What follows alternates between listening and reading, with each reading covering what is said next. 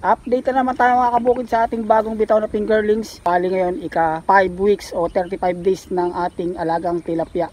Weekly mag-upload tayo para maipakita natin mga tilapia natin kung may pagbabago ba, kung lumalaki ba. Sa feeding naman mga kabukid, panoorin nyo na lang yung mga previews video natin. Bali ngayon is tilapia basic tips part 31 na tayo mga kabukid. Ito yung mga video ng after 28 days mga kabukid.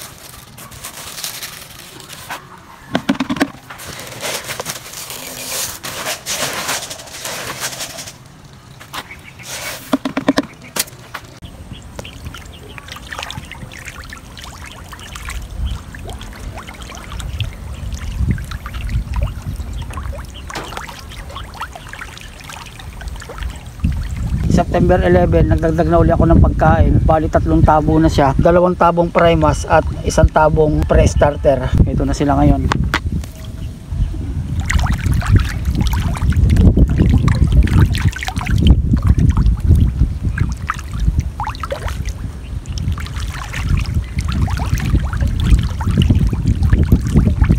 Bali 31 days.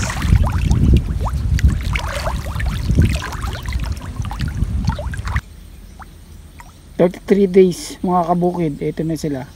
Ito yung size 22. Yung pakain ko na is equal na. Bali 3 tabo pa rin. 1 kalahating tabong primas at 1 kalahating tabong pre-starter. Pareho na silang dami.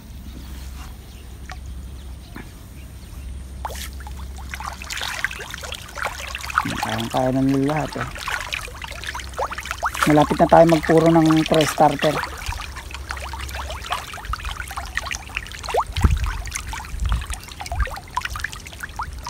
Ito naman yung size 20 natin, mas malalaki kumpara sa 2 pan. Actually pwede na itong purong pre-starter, pero iuubos ko lang itong primas. Maaari bukas magpupuro na ako ng pre-starter dito.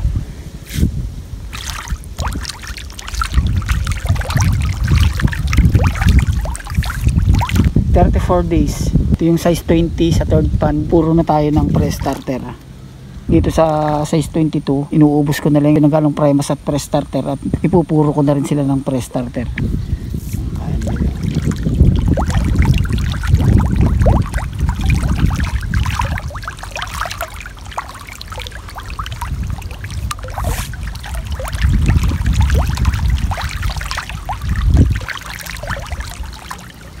Tatlong tabo pa rin pinapakain natin dito. Ika-3 tabo, yun na yung puro.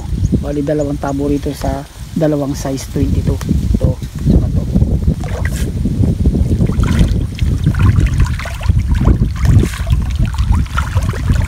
Maski puro kaya na nila. Iubos ko lang yung pinaghalong primas at pre-starter. So ngayon, ang pakain na natin mga kabukid is sakto. 3 tabo mga kabukid, pre-starter na tayo. Yan, ito na sila.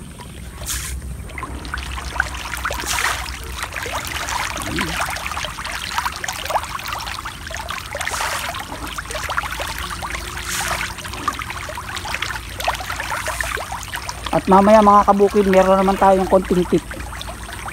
Yan, tungkol pa rin dito sa ating pagtitilapia mga kabukid. Bali itong pan number 3 natin, ito yung size 20. Mas malalaki na rito.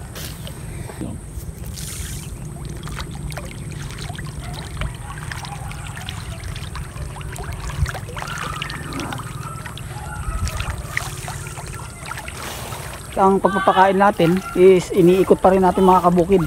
Hindi tayo nag-i-stay sa isang lugar lang. Bago ko malimutan mga kabukid, shoutout nga pala kay Boss Romel. Salamat boss.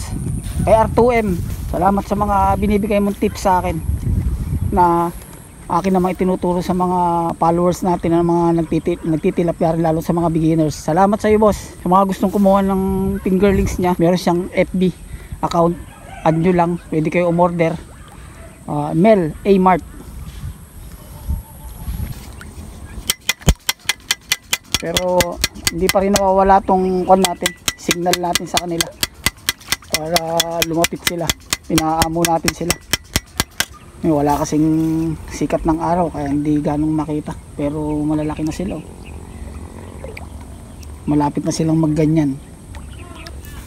Natin.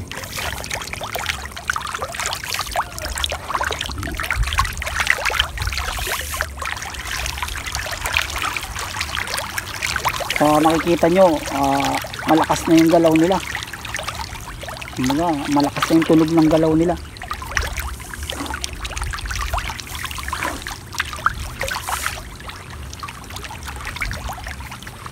Sisigla to, itong pangatlo.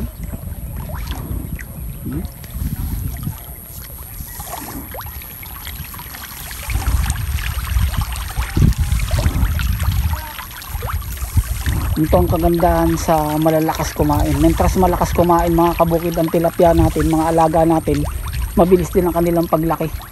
Kaysa pag mahinang kumain, mahina rin ang paglaki, mabagal din ang paglaki.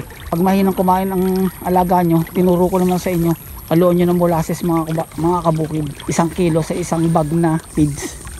1 kilong molasses. Bagong gapas. Minsan may nagko-comment, sabi nila, tanong nila, pwede raw bang gawing pispan yung dating palayan? Pwede yan mga kabukid. Oh, yan oh, katabi ng pispan natin oh. At the same time, ito dati, mga palayan to dati, ito mga pispan ko na to. Ginawa ko lang pispan. Pwede lang. Tip mga kabukid, paano nga ba malalaman kung malapot na at palitin na ang tubig ng pispan natin? Monthly, dapat nagpapalit tayo ng tubig. Pero kung madalas magdumi pispan natin mga kabukid, nagtotwice month tayo magpalit ng tubig. Paano malalaman kung malapot na yung tubig natin? Simple lang mga kabukid. May dala akong bato, yan. Kapag binato mo yung tubig at matagal na wala yung bula, ibig sabihin malapot na yung tubig mo. Pero kung halimbawa binato mo at mabilis na wala yung bula, ibig sabihin okay pa yung tubig mo. Tuloy ito mga kabukid oh. Babatuin ko ha. Kita nyo, mabilis na wala yung bula. So, itong tubig natin, quality pa to. Okay pa to mga kabukid. Kaya diskumpiyado kayo sa tubig nyo mga kabukid, pakiwari nyo malapot, testingin nyo lang ba to mga kabukid. Kaso wala tayong testingin kasi nung talagang may malapot ng pispan natin. Hindi ko na kasi pinagtatagal pa ng ganun, hindi ko na pinaabot na ganun lumapot kasi delikado sa tilapia natin yun, nagiging lasong sa kanila. Dito tayo sa kabila. Oh, ito yun, mabilis na wala yung bula mga kabukid, ibig sabihin okay pa yung tubig natin. Hello mga kabukid, ang ating bagong video ngayon. Sana mas paano nagustuhan nyo. Sana may natutunan kayo sa ating kaunting tip. Sa mga susunod na videos, meron naman akong tip sa inyo. Sa mga hindi pa po nakasubscribe ng ating channel, Abenes Channel, baka pwede naman subscribe na kayo. Follow na rin kayo sa ating FB account, Ruben Saturno, FB page, saka TikTok, Benoy S. Salamat mga kabukid!